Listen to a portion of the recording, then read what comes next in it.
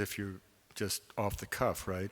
And Churchill never said, I think, to Clemmy, I think I'll go upstairs and improvise a speech to Parliament. No, he wrote a speech. And I was very fortunate. I'm a big fan of public speaking in curricula, and I'm shocked by how my graduate students at UBC have never been given any.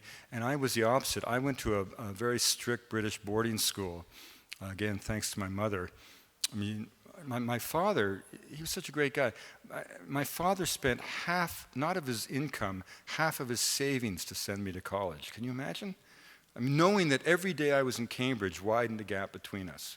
What an incredible thing. So I'm big time into parents who help kids with education. So my mom sent me to this strict British public school, and the one way you could get out of it was being on the debating team.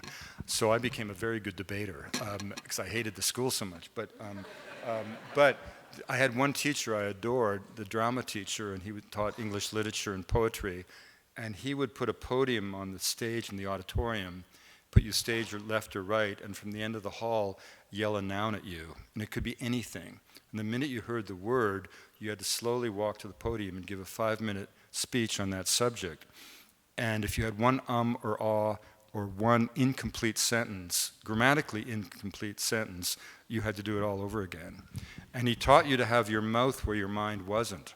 So you're thinking ahead always, so that everything that comes out is completely formed, and that was just fantastic training. And all of our students should be able to do that, because public speaking, I'm on the board of TED. The TED conference starts tomorrow in Vancouver, Monday in Vancouver.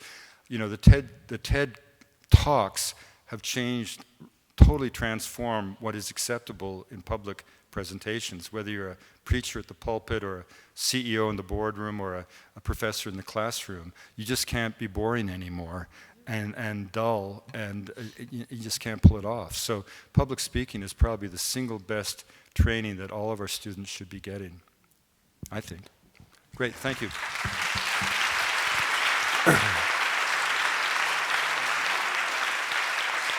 Well, I know we could spend all night, but we do have an opportunity, and thank you for your question on books, because we have books, Dr. Davis's books, available in the lobby, and Dr. Davis is going to spend a few minutes here signing them. So I didn't pay her to ask that question, by the way. If you're interested in looking at some of the books that we've purchased for you to purchase tonight, feel free to stop by in the lobby.